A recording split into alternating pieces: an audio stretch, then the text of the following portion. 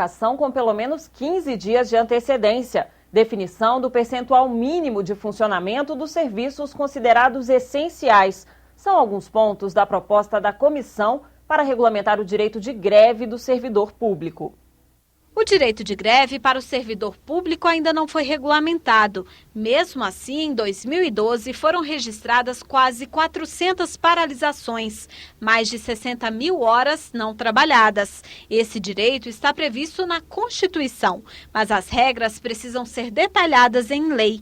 Por enquanto, as normas utilizadas são as da CLT, que valem para a iniciativa privada. Mas os sindicatos reclamam que a lei é aplicada apenas parcialmente e nem todos os direitos são garantidos aos servidores, principalmente o da negociação coletiva com o governo, previsto em convenção internacional. O essencial é dar garantia para que os servidores públicos federais, tanto federal, estadual e municipal, tenham o direito de negociar coletivamente, como na iniciativa privada tem. Se o governo regulamentar a Convenção 51 com a negociação coletiva, 80% das greves, eu digo isso sem medo de errar, deixam de acontecer, porque aí nós vamos ter, de fato, negociação para valer. Uma proposta para regulamentar esse direito está em análise na Comissão Mista Especial. O texto estabelece requisitos a serem cumpridos pelo menos 15 dias antes do início da greve. A paralisação deve ser comunicada ao órgão onde os servidores trabalham e também à população. Deve ser apresentado um plano de continuidade dos serviços e alternativas de atendimento ao público. O texto também define os serviços considerados essenciais, os que afetam a vida, a saúde e a segurança dos cidadãos, como atendimento médico hospitalar, tratamento e abastecimento de água, a Defesa Civil e a Defensoria Pública. Nesses casos, pelo menos 60% dos servidores devem continuar trabalhando. Esse percentual sobe para 80% quando a greve for na segurança pública. Ele, de certa forma, infla o rol de atividades consideradas essenciais do Estado. Precisaríamos analisar caso a caso.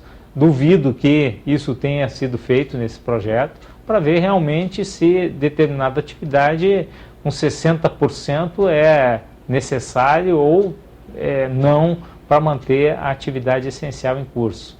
Pelo projeto, os dias de paralisação poderão ser descontados dos salários dos servidores, a não ser que seja feito um acordo para compensar as horas não trabalhadas. E fica proibida a greve de militares, das Forças Armadas, da Polícia e do Corpo de Bombeiros. Também fica proibida qualquer medida contra o servidor em greve, como demissão, remoção ou substituição. Mas, para o representante dos servidores federais, o texto não é o ideal. Nós achamos que o mais equilibrado é o que foi construído nos últimos 3 anos do governo Lula e que precisa ir para o Congresso para a gente trabalhar para que ele seja aprovado e a gente tenha, de fato, um tripé que garanta a negociação coletiva, que garanta um direito de greve legítimo aos trabalhadores do serviço público e os direitos sindicais que hoje é concedido aos trabalhadores do serviço público em parte, não na totalidade. Eleição indireta para presidente da República. Percentual mínimo de conteúdos locais e regionais na TV aberta.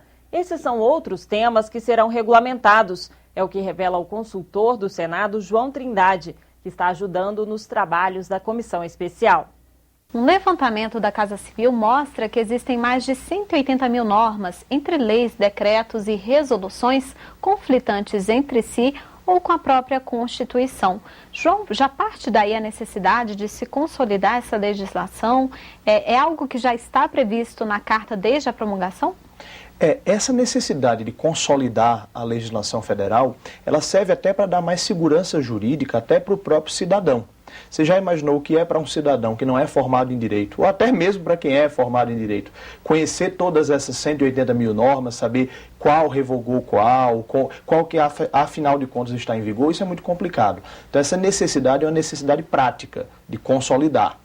E isso daí já estava indiretamente previsto na própria Constituição.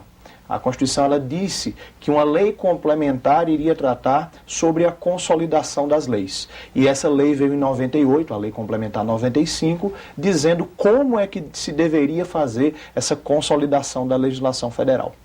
E você teria algum exemplo para dar, por exemplo, de uma legislação que perdeu a validade ou que é conflitante com a Constituição? A gente tem vários exemplos na matéria penal. Por exemplo, na questão do Código de Processo Penal. O Código de Processo Penal, ele regulamenta todos os tipos de ações penais, quer dizer, as ações derivadas de um crime que a pessoa cometeu. Só que existem determinados crimes que já têm um procedimento diferente previsto em outra lei. E isso gera uma discussão. Por exemplo, houve uma grande discussão na questão da ação penal 470 no Supremo Tribunal Federal, sobre a questão dos embargos infringentes. Acho que todo mundo acompanhou. Isso por quê? Porque o Código prevê os embargos infringentes, o regimento interno do Supremo prevê, mas uma lei posterior de 1990 não prevê.